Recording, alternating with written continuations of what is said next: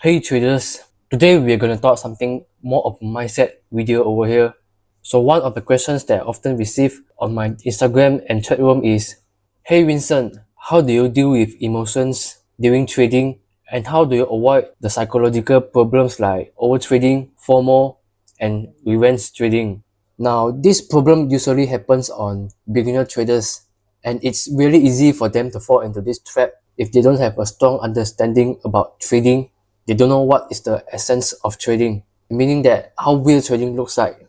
So I am going to break it down into smaller subtopics so that you can understand clearly why traders often have these problems. So for the very first question that you can ask yourself is, why do you trade? I believe most of us come into trading because we want freedom. And even in trading itself, it is a freedom. The thing is that whatever we do, there is no one or boss going to stop us or say that what we do is wrong. We can get in and out of the market whenever we want, whenever we like. Whether we want to put stop loss or take profit, this is also still dependent on us. So I'll give you an example here. Let's say if you enter a trade and if you don't decide to close the trade position is going to keep moving until it hits your margin call or you close it by yourself. So basically what I want to prove here in trading is you are completely free to do whatever you want. You can act with your own will and no one is going to say it's wrong. But here is also what creates the problem at the same time. Now let's say you are in a school without rules and any restrictions there. So let us imagine everyone would be acting recklessly, doing things that are crazy that you can't even imagine. So the same thing applies to trading as well. In trading, if you have no rules, if you have no boundaries, you will be so gone. Now this explains why there are some traders after 10 years of trading, after 20 years of trading, that are still remain unprofitable. They just trade like whatever they want without any rules or boundaries. So the best way to avoid this is you need to have an edge that you can follow consistently day in and day out. So let's say if you have backtested a series of data from US dollar, Japanese yen, you have gathered all sorts of patterns of your own strategy, the best trading session for your trading strategy, the maximum trades per day, or etc. etc. But the thing here is that if you don't follow what is inside your game plan, then what is the point of having an edge? The purpose of having an edge is to put you at a better position when trading. It is also a plan that you must follow consistently in order for you to become profitable.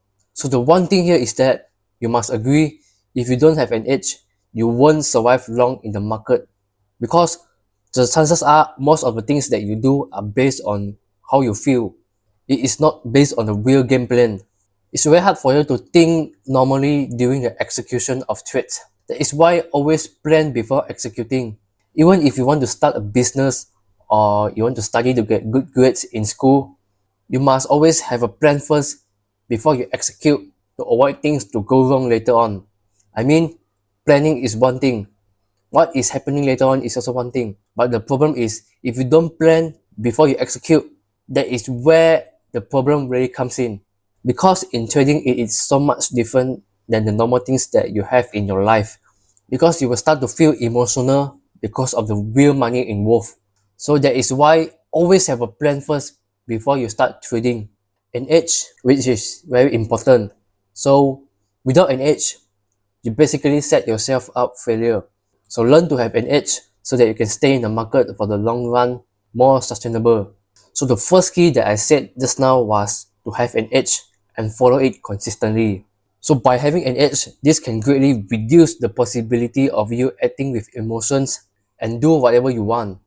At least with rules and boundaries, you have the tendency to act more wisely. The second key here is always think the consequences before you do it. So more often than not, we as humans, it's easy for us to make mistakes and don't think the consequences of doing anything. It's normal because we don't want to be responsible of anything, especially when bad things happen to us. So in this case, it's the same here for trading. Before you fall into the trap of overtrading, always ask yourself, what were you thinking?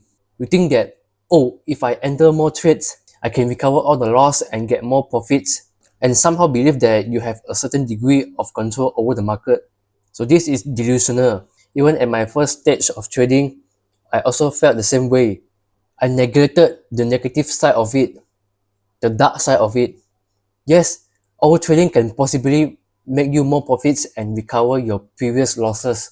But at the same time, you are trying to double the risk, or even 3 times or 4 times the risk that might possibly cause you to lose your entire account and blow it. I had experienced that before. It's so miserable and pathetic. You would never want to experience that. It's so dark. It's like blowing account after account and you don't know what you are doing. That is the worst part of it. So whenever I have the thought of thinking to overtrade or revenge trade, I would think deeply the consequences of overtrading and revenge trading.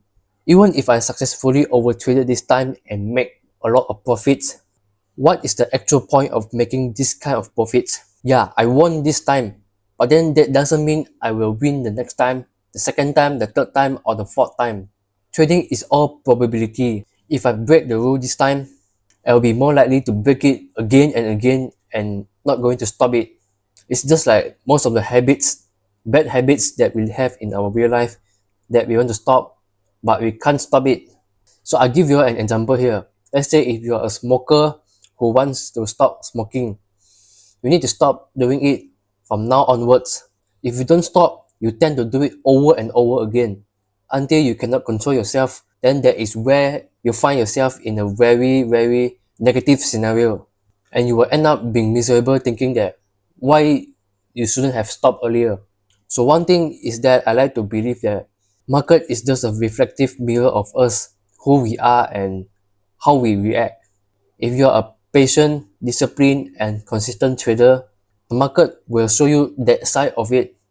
But then if you are miserable, pathetic, and greedy, the market will show you the negative side of it. So let me recap my key point over here. The first one, always have an edge and follow consistently. The second key point over here is always think about the consequences before you do it. Think before you act, including everything you do in your life. Always learn to think first before you do it. So that's it for my video here. If you learned something or enjoy the content, please don't forget to like, share, and subscribe. So I will see you all in the next video. Bye bye.